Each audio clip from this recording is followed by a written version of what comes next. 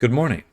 So today's daily is this rose bush, although there's no thorns on this bush, but we're going to get into how I made this. And again, all of these are available for free on my Gumroad if you'd like to download it and check it out. So this is not too complex. We just have the graph for the bush, but the general idea is we have these two components right here, the leaf and petal, and they're in their own collection. And then we're using curves. We're generating some curves and placing those objects along those curves and thickening the curves. And all of that is quite doable just within this graph.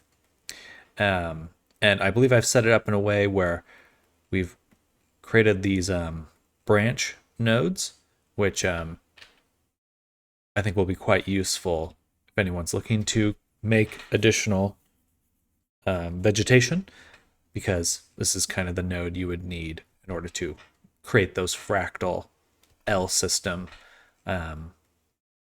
bushes, trees, etc. All of those things can benefit from this kind of node. So hopefully it's pretty flexible for you. Okay, so getting into it, let's actually rearrange a little bit. I'm going to move this over here so we can look at our object a little bit clearer while we go through the graph. Okay.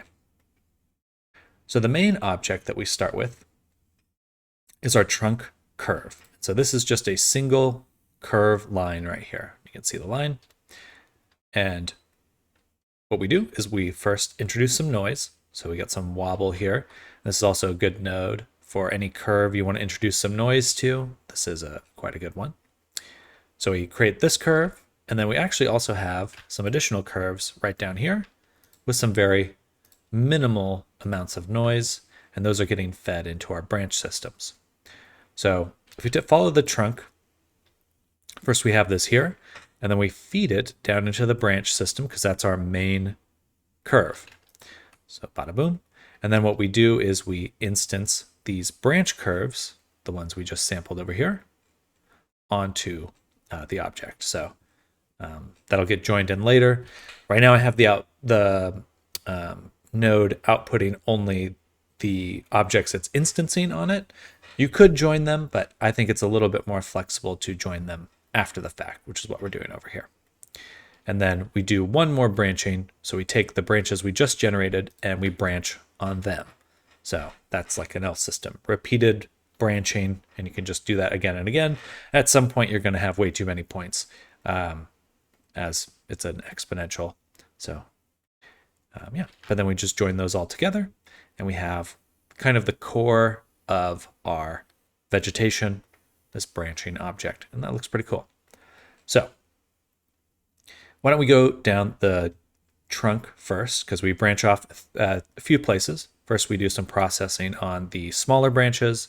We do some processing on the main trunk, and then we do some processing for the flowers and stuff. But for the main trunk, what we do is we first mesh it. So you can see we've meshed it right here. Let me turn off my highlight for a second. Pretty cool. And this is very simple, just a curve to mesh, and we're putting in this little curved circle right here.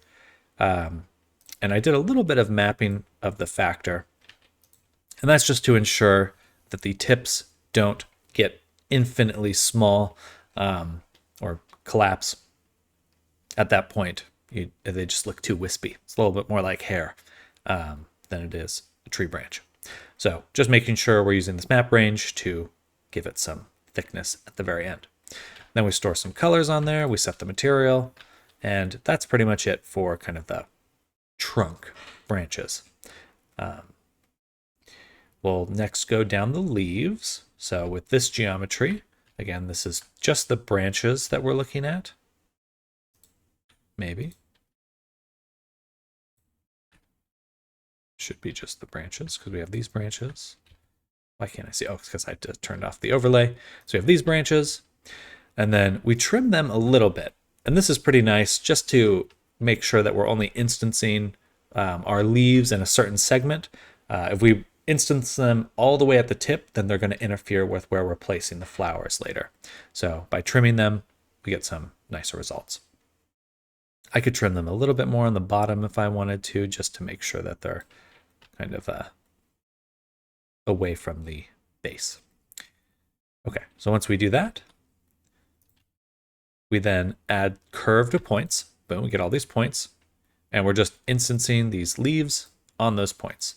The reason I have 2 instances is because we have leaves facing one direction and then leaves flipped facing the other direction, which is quite useful because then we have leaves on both sides of the branch. We join those together and then we rotate those instances randomly. Beautiful. And we're pivoting on all angles. So it is quite a bit random, but we're kind of minimizing that impact with this scale here. So we could do the full random, no random, and we're just somewhere right in the middle, 0.5. Then we also scale them a little bit. Boom. We're not going to 0. When you're doing random values, try to avoid zeros when you're scaling. Okay, and then we just join them at the end because that's it for the leaves. They look quite good. At the end, we do realize everything rather than keep them as instances like here. If you were working in just Blender, keeping them instances is fine, but I want to bring all the things I'm making into Unity at the end of the day, so you do need to realize them. Otherwise, they're not going to export properly, at least with standard exporting. All right, we already did the trunk and branches, so now let's go to the final segment up here, which are the flowers. So what we first do is we take our combined curves.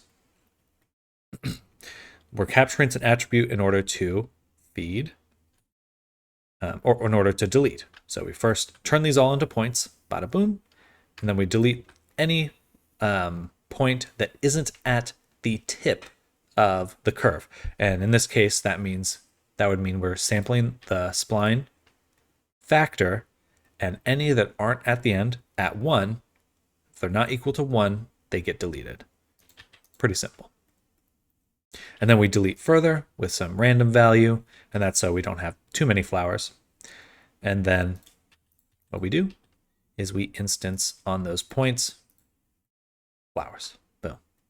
We do scale them a little bit, and that's controllable in the main geometry node here. So we could make them bigger or smaller, but just leaving them there. And yeah, that's pretty much it. We just join them all together, bada boom, realize the instances, and we're good to go. And that's pretty much it for the rosebush. Looking super good.